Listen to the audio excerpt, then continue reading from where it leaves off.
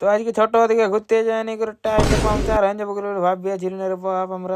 তো গাই আজকে আমরা যদি ছোট দিকে ঘুরতে যদি দেখি পারে যে তাহলে শেষ পর্যন্ত জুড়িয়ে দেখো মানে মুকুটমণিপুর যাচ্ছি। সবার প্রথম আসিনি করে আমাদের এরোপ্লেনটা গিয়ে চলেন ভরে এলি 50 টাকার। আসতে আসতে আরো ঘুরে গেল তেলটা সিরে তাই কিনা 250 টাকার তেল ভরে এলি ফোটা আসছে। আরো ঘুরে রানবে তো উঠিয়ে গেলি গাড়িটা ফ্লাইট মোড অন করে দিলি।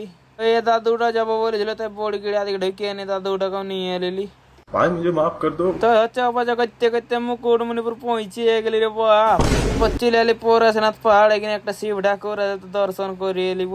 দেখবে তোমরা শিব ঠাকুরটাকে, এই শিব ঠাকুরটা অনেক রহস্যময় বটে, জেনিবে আর তাহলে ইউটিউবে সার্চ করে নিবে। শিব ঠাকুরের দর্শন করে এখন আমরা যাবো ভিউ পয়েন্ট দিকে। তো ভিউ পয়েন্টে আসিনি গাড়িটা লাগায়নি, একজন তো ওদিকে ব্যস্ত হয়ে গেল আর একজন বসিয়ে দিল রিলস দেখতে। তো আজকের ব্লগটা তো পড়া গাড়িটা খারাপ হয়ে গেছে, কালকের ব্লগটা দেখাবো তোমাদেরকে পার্ট 2 এ।